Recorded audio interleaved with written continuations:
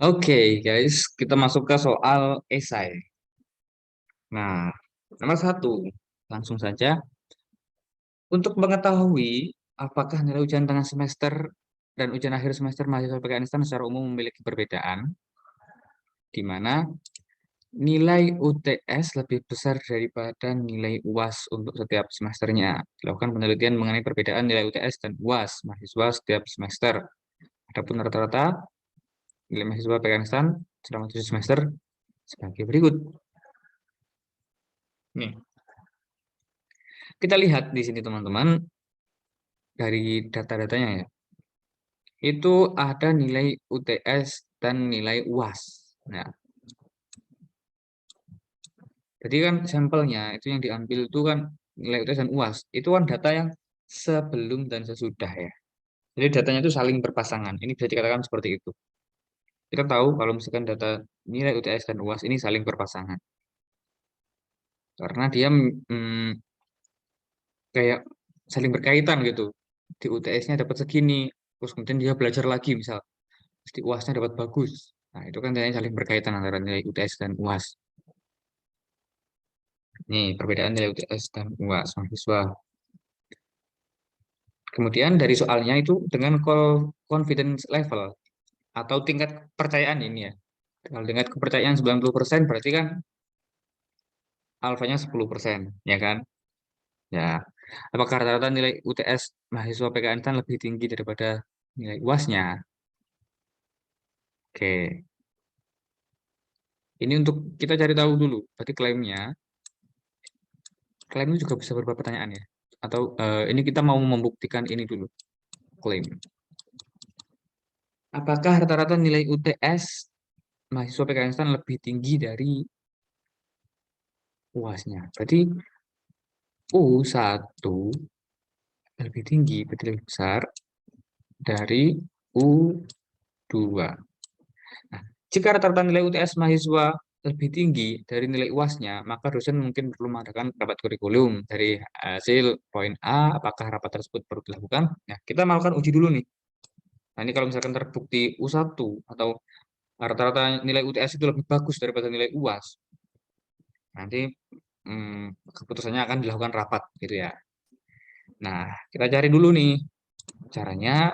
Kita tuliskan dulu di Excel langkah seperti ini. Kita buat tabel ya, yang nilai UTS dan nilai UAS saja.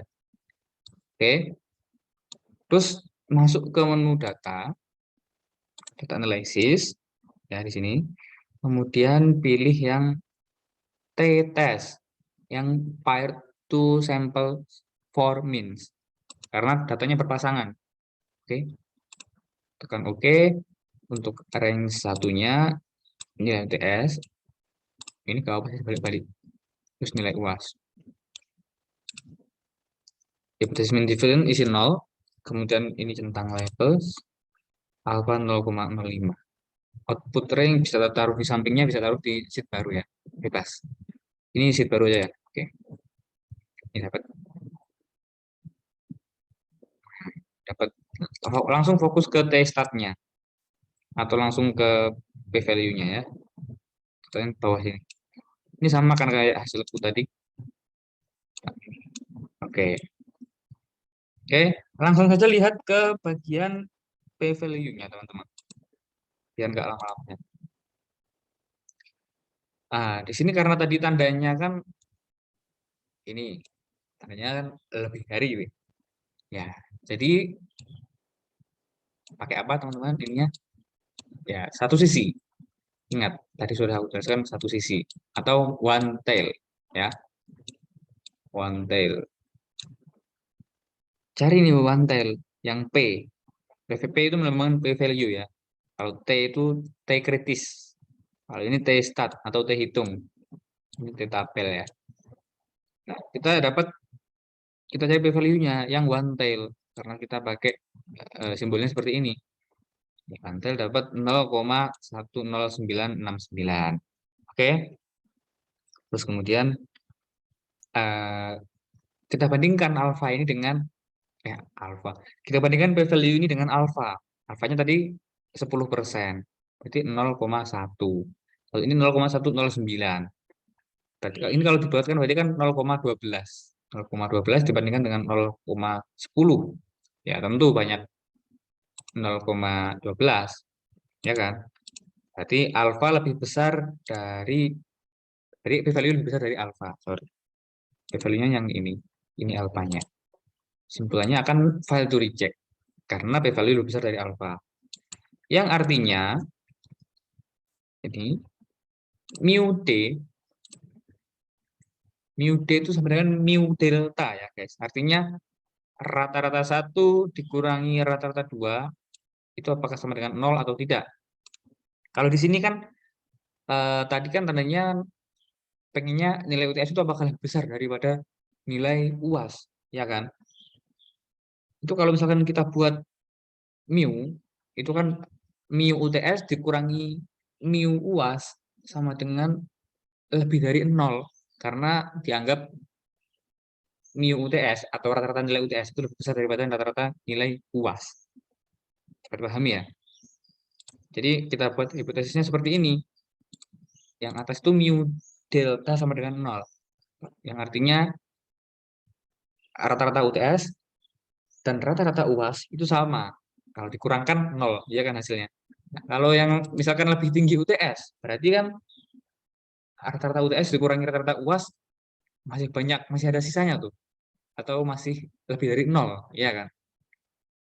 Begitupun sebaliknya nih, kalau misalkan ada kasus yang rata-rata duanya itu lebih besar, berarti kan mu 1 dikurangi mu 2 itu hasilnya negatif. Atau tandanya nanti mu D kurang dari 0.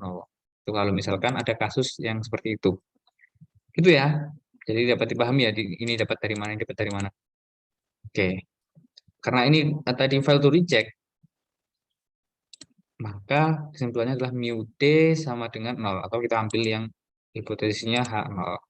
Artinya nilai rata tahu nilai UTS dan UAS sama saja.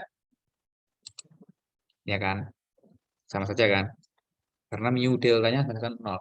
Atau rata-rata UTS dikurangi rata-rata UAS sama dengan 0. Jadi sama saja nih. Artinya dari hasil tersebut rapat tidak perlu dilaksanakan untuk yang poin B-nya. Ini poin A-nya. Oke, selesai untuk soal yang nomor 1. Apakah ada yang tanyakan? Tidak ada. Oke, kita lanjut ke soal nomor 2. Agak panjang nih. Pemerintah daerah ibu kota Jakarta ingin melihat hubungan antara tingkat pendidikan warganya dengan penghasilan per bulan yang diterima. Satu sampel acak 200 pegawai diklasifikasikan menurut tingkat pendidikan dan jumlah penghasilan per bulan. Ini ada tingkat pendidikan, ada penghasilan per bulan. Ini sebenarnya agak mengecoh juga sih. Kemarin aku agak terkecoh ya mengerjakan ini. Aku kira ini two-way ANOVA. Ternyata ini cuman tabel G-square ya. Jadi yang agak tricky kalau mengerjakan ekonometri itu sebenarnya menentukan ini pakai yang mana, ini pakai yang mana gitu ya. Tapi nggak usah bingung-bingung ya. Kalau misalkan datanya bentukannya seperti ini pasti dia itu mencari G-square. Atau dia itu mencari data observasi dan data ekspektasi gitu ya. Kalau yang two-way ANOVA yang aku katakan tadi itu biasanya barisnya ini lebih dari satu gitu. Ini kan cuma satu baris, satu baris, satu baris. Nah, ini data observasi, ada juga data ekspektasi. Oke, sebentar ya.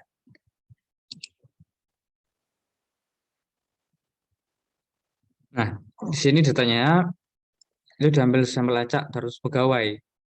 Ini kan ada data observasi ya namanya. Data yang diambil dari lapangan. 14 juta untuk S1, 19 juta untuk S2, 12 juta untuk S3.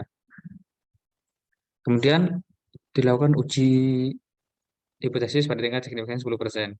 Bahwa besarnya penghasilan warga DKI tidak berhubungan dengan tingkat pendidikannya. Oke, ini klaimnya. Klaim. Terus yang B itu cuma pertanyaan ya. Pertanyaan dari hasil poin A. Oke. Untuk mengerjakan ini, kita harus mencari data observasi. Data observasi udah ada sih. Kita harus mencari data ekspektasi ya untuk mengerjakan soal seperti ini. Jadi kalau bentukannya soalnya kayak gini nih, dia itu dapat data observasi misalnya. Dan bentukannya pasti juga seperti ini nih, gak jauh-jauh beda. Ada 3 kolom, terus ada 3 baris, atau ada 3 kolom dan 2 baris, itu juga sering biasanya. Ini bentukannya rata-rata seperti ini, bisa dijadikan tanda lah, atau patokan ya. Nah, oke, kembali ke sini. Nah, ini data observasi yang tadi dari sini ya. Ada juga data ekspektasi, ini yang bawahnya. Nah, ini cara mengerjakannya seperti apa? Kita coba lihat ya. Oke, yang ini sama-sama ya, yang aku blok sama kayak ini. Nah, ini dijumlahkan aja semuanya. Dijumlahkan, sini juga dijumlahkan. Ini dijumlahkan. Kalau ini juga dijumlahkan tapi menyamping. Ya, jadi ini juga, terus kemudian ini juga. Yang pojok ini jumlah dari semuanya. Dari sini. Dari atas bisa, dari samping sini juga bisa. Gitu ya. Oke. Nah, terus yang bawah, sekarang kita mencari yang bawah ini. Ini dapatnya dari mana kok dapat 19 juta, 18 juta, 9 juta, tapi jumlahnya kok sama gitu. Dapat dari total S1 yang menyamping dibagi yang berpenghasilan kurang dari 10 juta, dikali ya, sorry, kali yang berpenghasilan kurang dari 10 juta semuanya, kemudian dibagi total keseluruhan. Nih, 200 juta. Oke, cara mengerjakannya kasih kurung aja yang ini. Lalu kasih kunci ya di F4. Yang bawahnya sama yang total keseluruhan. Karena bawahnya juga kayak gitu nanti. Cuman ini turun ke sini, eh, ya kan. Dia pakai 78 kali 45 dibagi 200. Yang bawahnya nanti juga kayak gitu. Ini yang 9 nih. Dia dapat dari 39 dikali 45 bagi 200. Oke. Begitupun yang lain. Yang ini berarti ya dibagi yang tengah. Dibagi yang tengah sini. Pengalinya, sorry. Pengalinya dikali yang tengah. Pembagiannya tetap sama, tetap 200 ya. Ini juga sampai bawah kayak gitu. Terus yang di sini yang lebih dari 30 juta nih. Ya pakai 59 pengalinya. Nih 59. 83 kali 59 bagi 200. Begitu juga yang bawah-bawahnya. Juga sama. Tinggal ininya diganti-ganti. Oke. Nah, dapat nih data ekspektasi. Dan kita menghitung sisi square hitungnya. Ini gimana nih caranya? Dia itu caranya dari data observasi dikurangi data ekspektasi, dipangkatkan 2, kemudian dibagi data ekspektasi. Oke, ulangi lagi, data observasi, ini kan observasi nih, observasi dikurangi data ekspektasi, dipangkatkan 2 dulu, kemudian per data ekspektasi. Dapat 170. Ini tinggal narik aja nih, tarik ke bawah, tarik ke samping, tarik ke bawah gitu ya. Ini misalnya. Set, terus tarik ke bawah sini. Dah, kayak gitu aja. Langsung keluar semua nilainya. Oke. Dapat yang pojokan sini, ini merupakan C-square hitung. Nih, aku kasih warna beda deh ya. Biar notice. Ini merupakan C-square hitung ya, yang paling pojok. Sini. Oke. Kemudian ketika kita sudah tahu, kita sudah dapat C-square hitung, ingat, kita akan mencari apa? Yaitu C-square C-square kritis maksudku. Kok jadi belibet aku yang ngomong? Jadi kita harus mencari chi-square kritis kalau kita sudah menemukan chi-square hitung. Untuk apa? Untuk nantinya kita buat grafik. Nanti digambar, terus nanti tentukan letaknya. Bisa kayak gitu. Bisa juga kita pakai p-value. Ya. Nah, oke. Jadi setelah kita membuat data observasi dan ekspektasi dan C-square hitung, kita akan menuliskan hipotesisnya.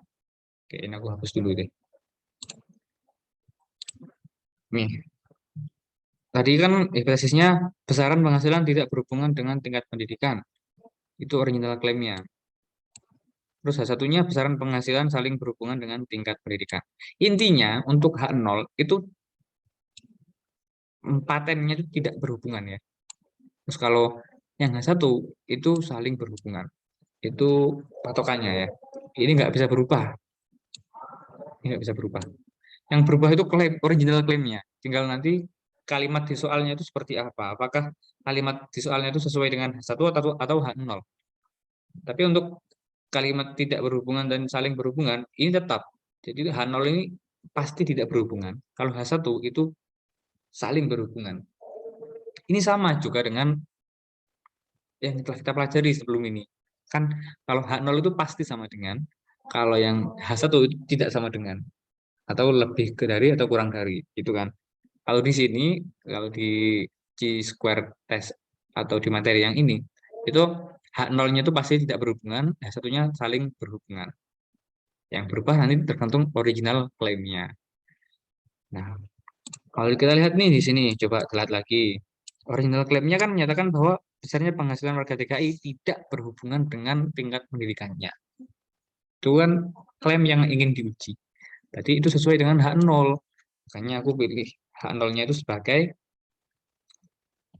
original claim. Ya. Bukan aku yang milih sih sebenarnya. Memang soalnya kayak gitu. Ya. Jadi yang berubah itu cuman ininya. H0 atau H1-nya sesuai dengan klaim di soal. Oke. Setelah kita dapat hipotesis, kita akan menguji hipotesisnya. Ada dua cara. Metode nilai kritis dan metode p-value. Kalau besok-besok di soal, cuman menanyakan p-value, itu bisa lebih cepat caranya. Tapi kalau misalkan besok di soal itu minta dua metode, itu harus seperti ini caranya. Nah, pertama ada metode nilai kritis. Kita udah dapat C-square hitung nih. 7,464 yang dari sini ya. Aku kasih warna deh. Nih, sama kayak yang bawah ya. Terus C-square tabelnya itu cari pakai rumus nih. C-square inverse RT. Rectile ya. Karena dia itu pasti rectile. Kenapa kok pakai inverse? Nah, jadi untuk mencari chi-square tabel atau chi-square kritis itu pakainya inverse. Kalau mau mencari p-value itu pakai chi-square distribution. Itu aja diingat. Kalau untuk mencari chi-square kritis atau chi-square tabel itu pakai inverse. Tapi kalau misalkan p-value itu pakai chi-square distribution. Oke, itu aja diingat ya. Kita masukkan nih di sini. Chi-square inverse-nya berapa? Yang perlu dimasukin adalah probabilitas dan degree of freedom. Nah, kita tahu probabilitasnya 10% dari soal. Coba dikasih nih. Nah, 4% ini dari mana? 4% itu, 4 itu dari ini. Degree of freedom, kolom -1, baris -1. Kolomnya ada 3. Kurangi 1 jadi 2.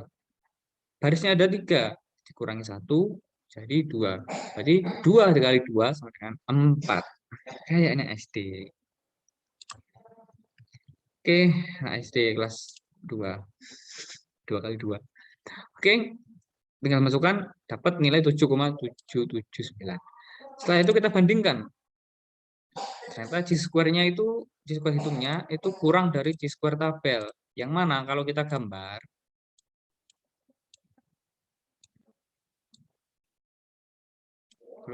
itu chi-square hitungnya di sini, H, terus chi-square tabelnya di sini, kasih T. Jadi dia kan berada di area file to reject, ya kan? Nih. Oke, jadi maka kesimpulannya akan file to reject. Dan kalimat untuk kesimpulannya, itu akan terdapat cukup bukti untuk mendukung klaim bahwa besaran penghasilan dan tingkat pendidikan tidak berhubungan. Nah, ini kalimatnya kayak gitu. Tinggal disesuaikan aja nanti. Kalau misalkan ternyata original klaimnya H1 misalnya. Berarti kan file to reject H0 nih. Berarti ya kalimatnya terdapat cukup bukti untuk menolak klaim bahwa besaran penghasilan saling berhubungan dengan tingkat pendidikan. Itu ya. Nah, ini karena original klaimnya H0 dan ini keputusannya file to reject H0 artinya menerima H0, berarti ya terdapat cukup bukti untuk mendukung klaim bahwa besaran penghasilan dan tingkat pendidikan tidak berhubungan. Oke, saya ulangi lagi, kalau misalkan original klaimnya di H1, maka kalau ini keputusannya file to reject H0, berarti kan menerima H0, H1 ditolak. Jadi kan terdapat cukup bukti untuk menolak klaim bahwa besaran penghasilan dan tingkat pendidikan tidak berhubungan. Saling berhubungan. Sorry. Kita ambil kesimpulannya satu, taruh di sini. Taruh di klaim. Cuman seperti itu, nggak usah dibuat pusing ya. Cuman banyak-banyak latihan aja kali. Nah, kemudian ada yang pakai cara p-value nih, metode p-value. Kalau misalkan sudah diketahui metode kritisnya itu tinggal gampang sih. Alfanya 10 dari soal, p-value-nya tinggal pakai C distribution RT ya. Nah, untuk X-nya dimasukkan C square hitung. Yang ini 7,464 atau bisa pakai yang ini juga ya. Terus untuk degree of freedom masih sama 4 ya, kayak yang ini. Meter 0,11. Terus dibandingkan dengan alpha nih. Ya, p-value lebih besar dari alpha sehingga file to reject. Sebenarnya sama kayak yang ini, tinggal kopas saja atas dan bawah. Oke, teman-teman, aku haus. Nah, ini jawabannya harus sama ya. Yang metode nilai kritis ataupun metode p-value harus sama kesimpulannya. Nggak boleh beda. Nah, ini ada cara cepatnya nih, guys, sebenarnya untuk mencari ini. Kalau misalkan yang diminta soal itu tidak ada diminta menggunakan dua metode atau cuma cukup satu metode aja, itu kita bisa pakai cara cepat ini. Oke, kalian ketikkan di sini sama dengan di square test ini, pilih yang di square test. Terus kalian blok aja yang actual rank. Actual rank itu sama dengan data observasi ya. Ini yang aktual. Terus expected rank itu yang data ekspektasi. Terus tutup kurung, enter. Langsung muncul 0,11 sama kayak ini. Nggak sama kan? Tinggal langsung ini dibandingkan dengan alpha. Nanti keputusannya akan file to reject. Cuman seperti itu ya, sangat cepat loh sebenarnya untuk mengerjakan soal ini. Cuman kita harus membuat tabel observasi, kemudian tabel ekspektasi terlebih dahulu. Ini harus dibuat sih tetap. Setelah itu baru kita bisa mencari p-value-nya dengan lebih cepat. Oke guys, untuk soal nomor 2 ya, sudah selesai ya. Nah, karena ternyata di sini tidak cukup bukti ya. Terus ini soal B apa ini? Apakah terbukti statistik bahwa semakin tinggi pendidikan, semakin tinggi penghasilan warga DKI? Tidak. Ya, sudah jelas ya jawabannya. Yaitu mendukung klaim H0 yang artinya penghasilan dan tingkat pendidikan tidak berhubungan. Nah, jadi jawabannya tidak ada hubungan antara kedua faktor. Atau setinggi apapun pendidikannya, kalau dia pengangguran, ya penghasilannya juga sedikit. Kalaupun dia S1 tapi dia bekerja dengan keras dan berjuang dan berdoa, itu nilainya. Kok nilai mulia aku pikir penghasilannya juga akan lebih tinggi. Itu kalimat motivasinya. Semoga kalian termotivasi. Oke, ini udah ya nomor 2. Kita lanjut ke soal nomor 3.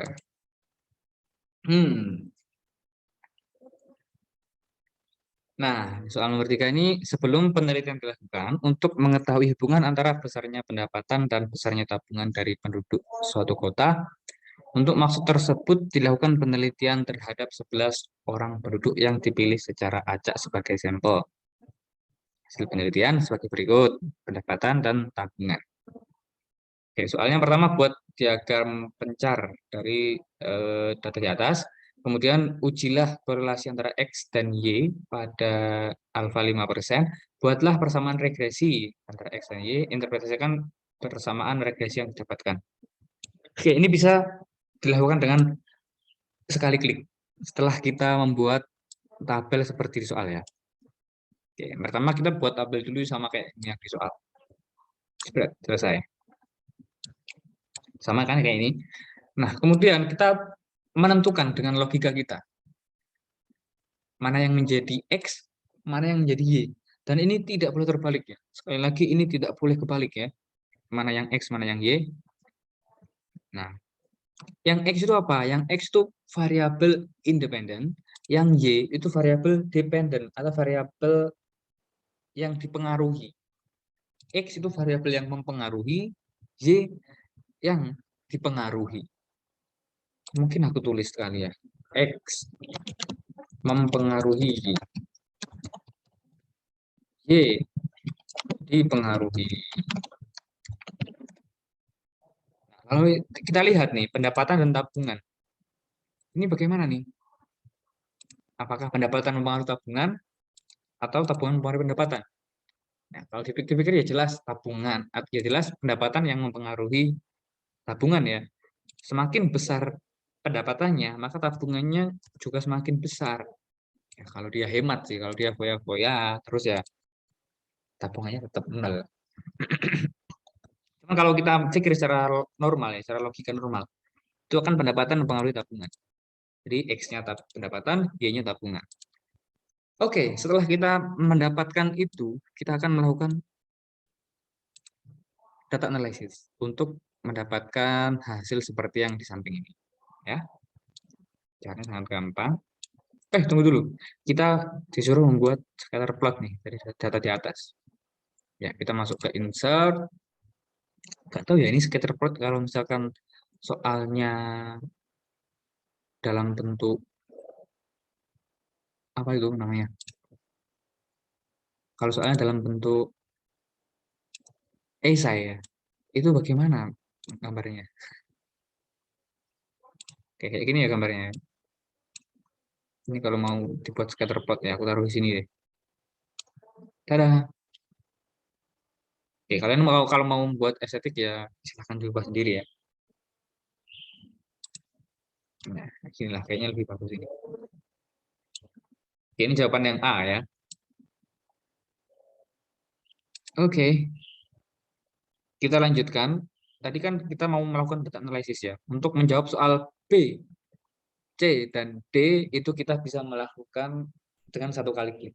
Dan jawabannya langsung muncul semua. Kita klik data, data analisis, kemudian pilih yang apa ini ya? Yang ANOVA single factor. Oke, tekan. Oke, tunggu. Aku ragu. Ini yang regresi, sorry. Kita belum melakukan ANOVA. ANOVA itu untuk yang soal-soal terakhir. Kalau misalkan faktornya ini ada 3. Ya, jadi kita sedang melakukan regresi ini, guys. Karena di sini kita akan diminta persamaan regresi. Ini, ingat persamaan regresi, berarti kita pakainya ya regresi. Oke. Nah, nanti korelasinya bagaimana? Korelasi akan juga terjawab di tabel regresi nanti. Kita tekan OK. Input Y. Ingat, input Y ya, jangan lupa. Input yang ini. Jangan sampai kebalik nih. Kalau kebalik fatal. Terus input X. Terus levelnya ditekan. Output ranknya bisa di sini atau bisa di tempat lain. Nah, ini kalau kalian mau hasil yang lain bisa klik residu dan lain-lain. Bisa juga dapat hasil plot, line fit plot juga bisa. Ya kita klik ke new worksheet aja ya, biar nggak mengganggu di sini. Oh ya, di sini juga bisa mengubah confidence level nih. Kalau misalkan confidence levelnya itu tidak 5 atau alfanya bukan 5%, misal 10%, itu kita bisa rubah confidence levelnya di sini, diklik, terus ini diganti 90 gitu. Oke, tekan oke. Cara ya ini hasilnya udah sama kayak yang Aku buat jawabannya di sini ya. Nih, kalau kita lihat sama ya. Oke, sama. Kita hapus saja ya, ini biar nggak mengganggu. Ini juga dihapus saja biar nggak mengganggu. Oke, kita kembali ke soal 3. Kita udah dapat nih. Aduh, kita udah dapat hasil regresinya. Nah, oh ya ini salah ya, ini dihapus saja. Oke, kita akan menjawab soal yang B terlebih dahulu, guys. Yang B, ujilah korelasi antara X dan Y pada alfa 5%. Kita buat hipotesis nih yang B ini. H0. Untuk H0 itu tidak ada korelasi, satunya ada korelasi. Dan ini paten ya, tetap seperti ini. Jadi H0 itu tidak ada korelasi, H1-nya ada korelasi. Oke, ini gampang. Tetap ini, nggak bisa dibolak-balik ya. Kemudian kita uji korelasi pakai p-value. Kita lihat nih, p-value-nya berapa? Sebenarnya yang ini ya, bisa pakai ini, bisa juga pakai ini. Sama aja nilainya. P-value-nya, nah ini 0,0000 banyak ini. Ya, kita bandingkan dengan alfa, alfanya 0,05. Ya tentu banyakkan alfa ya. Dengan demikian, mereka akan reject H0. Nah, kalau H0 ini ditolak, berarti dia menerima H1. Situnya apa? Ada korelasi. Artinya terdapat korelasi antara pendapatan dan tabungan. Oke, dapat dipahami? Dapat dipahami. Oke, selanjutnya kita masuk ke soal, oh ya, sorry ya, ini kalian juga bisa menggunakan apa ini namanya ya, F-test ya. Saya juga menggunakan F-test, cuman agak ribet ya. Jadi mending pakai p-value saja. Kalau pakai F-test ya ini F-nya, terus kalian harus cari ini ya. Kalian harus cari apa? F kritisnya ya. Pakai tabel bisa, pakai rumus Excel kayaknya juga bisa deh. Nah ini pakai rumus Excel juga bisa. Jadi pakai F inverse ya. Nah ini harus mikir lagi nih, right tail atau F inverse saja. Nah itu ribet kan? Nah, jadi pakai p-value aja biar lebih cepat. Nih. Oke, kita lanjutkan untuk soal yang C. Yang C-nya buatlah persamaan regresi antara X dan Y. Oke, persamaan regresi itu dapat dari yang sini, yang warna kuning kecoklatan ini. Ini untuk intercept atau B0. Nah, pendapatan ini B1. Kalau misalkan nanti ada faktor lagi, misalnya intercept, pendapatan, dan jam kerja misal. Jam kerja itu akan menjadi B2. Oke, karena ini cuma satu ya, berarti cuma B0 dan B1. Atau kita buat rumus seperti ini. Dia sama dengan P0-nya dimasukkan 55,853 dari angka ini, intercept ini. Terus ditambah B1 yaitu 0,312. 0,312 ini yang bawah ini. X gitu, kasih X. Kalau misalkan ada lagi tambahan B2 berarti ya plus berapa X gitu ya. Paham lah ya. Oke. Mungkin aku perlu tuliskan formulanya kali ya. Y sama dengan B0 plus B1 X. Itu ya. Jadi angkanya dari sini. Terus kemudian diinterpretasikan maksud ya soal D ya. Interpretasikan persamaan regresi yang didapat. Kita suruh mengartikan atau membahasakan apa sih maksud dari persamaan ini. Artinya setiap penambahan satu satuan pendapatan akan menyebabkan prediksi kenaikan tabungan sebesar 0,312. Jadi kan misalkan X ini jadi dengan satu, itu kan pendapatannya akan bertambah, tabungannya akan bertambah sebesar 0,312. Kalau X ini dengan satu. Misal kalian kalian juga bisa mengganti satu ini dengan 10.000 misalkan. Jadi 10.000 dikali 0,312. Jadi tabungannya akan bertambah sebesar Rp3.120. Gitu ya, kalau misalkan menginterpretasikan. Bisa pakai yang kayak gini, ini yang paling basic, bisa juga pakai praktek seperti ini. Kasih contoh misalkan, satu-satuannya ini diganti 10.000 misalkan, itu juga boleh. Diganti 100.000 juga boleh. Pokoknya ya, bahasanya itu kita menjelaskan bahwa setiap kali ada tambahan satu angka pada X atau pada pendapatan ya, setiap kali ada penambahan satu angka pada pendapatan, itu akan mengakibatkan prediksi kenaikan tabungan sebesar 0,312. Itu ya. Oke, bentar. Nah, ini sudah selesai. Semuanya sudah selesai. Eh, ini degree of freedom-nya ya. Coba deh, aku lihat sebentar ya. Oke, kalau misalkan kita disuruh untuk mengerjakannya pakai cara yang bukan by value ya. Kita coba ya. Bentar.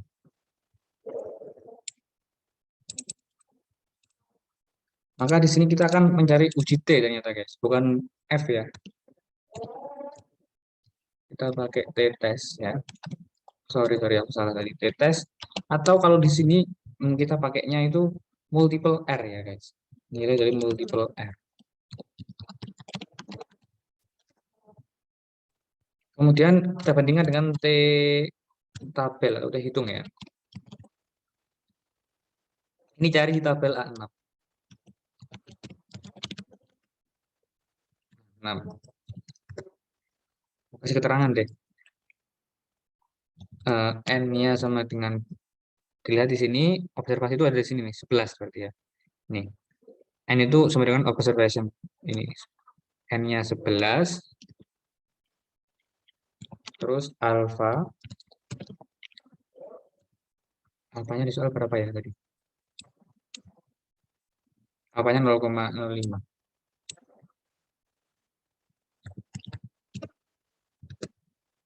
Oke, kita masukkan nih, multiple R, dia ada di sini ini. Kita kasih warna dia biar nggak bingung.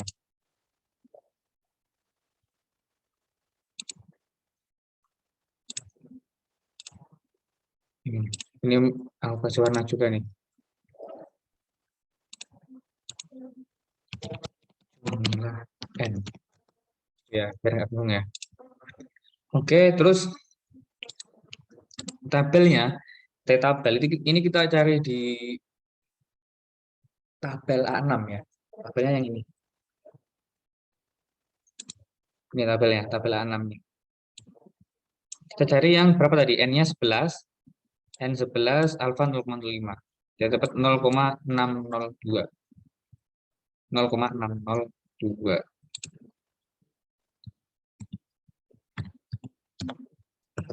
Sini. Nah, ini tabel, ini T-testnya. Terus kita bandingkan. Gimana?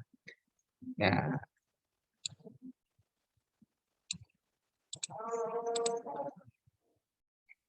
kita kasih kesimpulan di sini. Kesimpulannya adalah reject H0. Kenapa bisa reject? Karena T-testnya itu jatuh di area critical region. Atau kita buat di sini gini nih. T-test lebih besar dari T-tabel atau T-kritis. Ya nggak bingung nih. T-critical. Sini deh, biar nggak bingung. T-critical itu sama dengan T-tabel sebenarnya. Sama aja sih. Kesimpulannya sama ya. Itu udah benar. Nih, kalau misalkan mau digambarkan, gambarnya seperti ini nanti.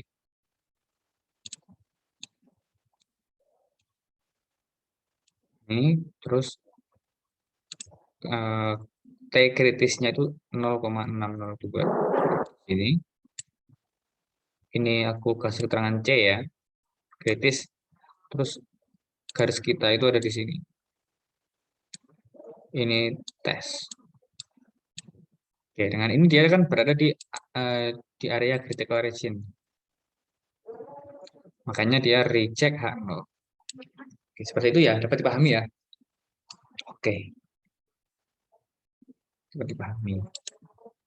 Nah, selesai nih. Kayak gitu ya untuk menjawab soal nomor 3 ini. Jadi kalau misalkan kalau soal ini kan tidak ada disuruh ya. Mau pakai metode p-value boleh, mau pakai metode T kritis juga boleh. Jadi pakai p-value aja karena lebih cepat, lebih gampang. Tapi kalau misalkan disuruh untuk mencari pakai metode yang lain, T tadi, ya kita harus mencarinya dengan melihat di tabel dan juga membandingkannya dengan nilai multiple R.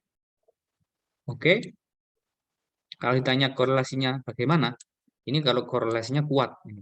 Karena korelasi itu nilainya antara 0 sampai 1 ya. Nah, ini kan nilainya mendekati 1 ini. Jadi dia korelasinya kuat gitu. Karena nilainya mendekati 1. Sorry. Oke, gitu ya guys. Terima kasih. Nah, ini untuk soal yang nomor 4, 5, dan 6 akan dilanjutkan oleh teman saya. Oke, cukup sampai di sini. Sampai jumpa di UAS dan semester 6.